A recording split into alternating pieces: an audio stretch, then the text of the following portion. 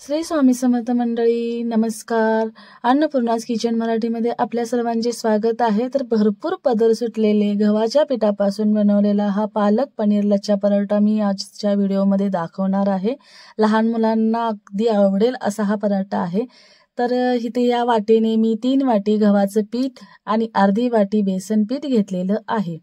तर इथे बेसन पीठ आणि गव्हाच्या पिठामध्ये मी 1 चमचा ओवा टाकलेला आहे.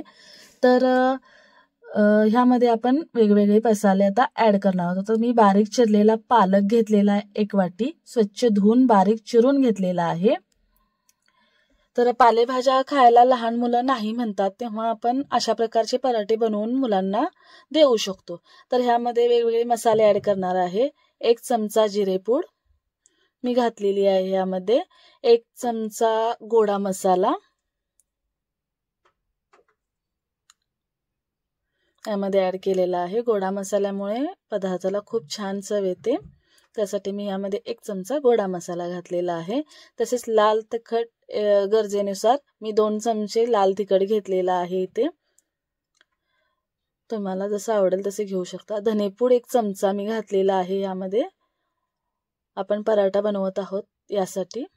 तर आले लसूण पेस्ट 1 चमचा. आले लसूण पेस्टमुळे पण पराठा खूप छान बनतो. तर पालक पनीर लच्छा पराठा, लज्जतदार पराठा आपण आज बनवणार आहोत. त्यासाठी मी पनीर घेतलेला आहे 100 ग्रॅम, घरीच बनवलेला आहे आणि मिक्सरला ग्राइंड करून घेतलेला, एक फिरकी मारून घेतलेली आहे. ती ह्यामध्ये व्यवस्थित असे मिक्स करून घ्यायचं. आता मीठ चवीनुसार यामध्ये घातलेलं आहे. आता आपण हे सगळे पदार्थ पिठामध्ये, दोन्ही पीठ, बाकीचे सगळे मसाले, पालक पनीर सगळं आपण एकत्र असं मिक्स करून घेऊया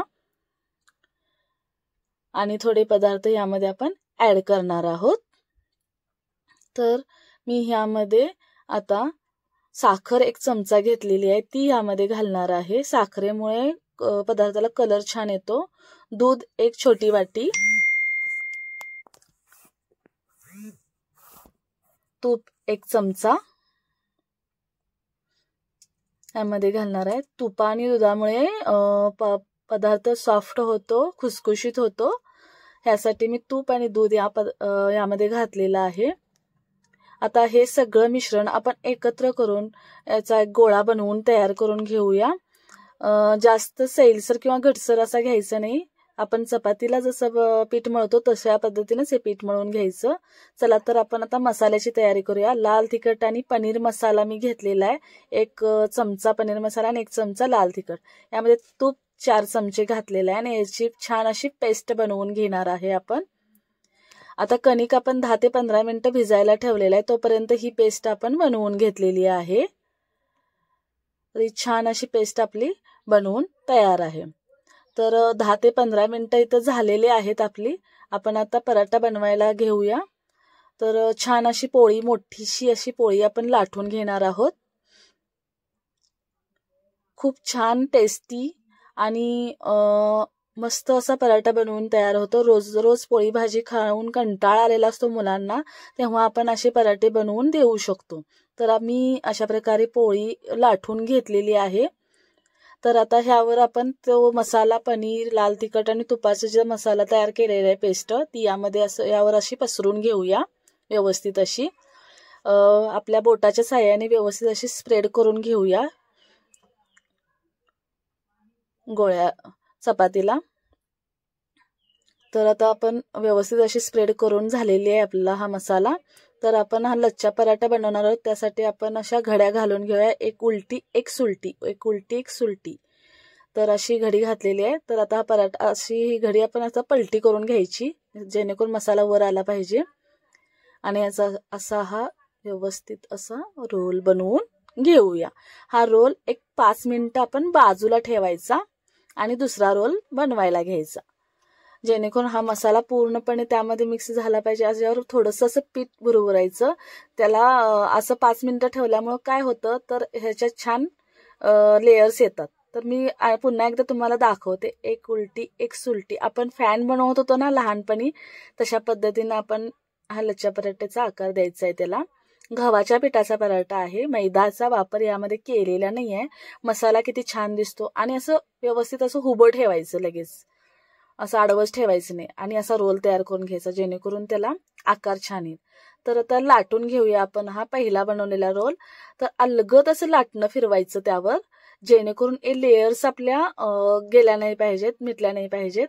अलगद लाटणं फिरवायचं म्हणजे छान अशा लेयर्स दिसतील आणि पदर छान सुटतील त्याला.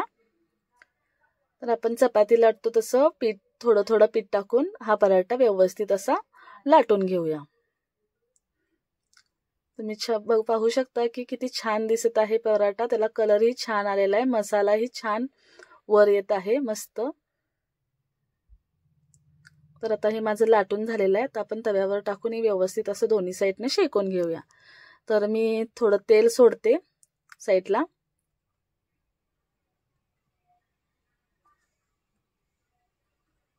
पलटून घेते आणि छान असा खरपूस असा हा पराठा शेकून घेते.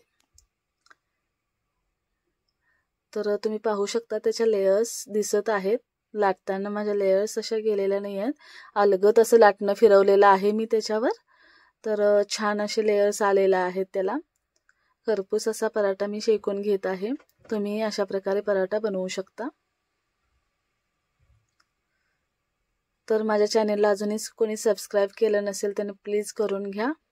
बेल आयकॉनला क्लिक करायला विसरू नका. लाईक करा, शेअर करा, कमेंट्स करा. अशा प्रकारे आपल्या भरपूर पदर सुटलेला गव्हाच्या पिठापासून पालक पनीर मसालेदार पराठा बनवून तयार आहे. तर धन्यवाद मंडळी माझा संपूर्ण व्हिडिओ पाहिल्याबद्दल.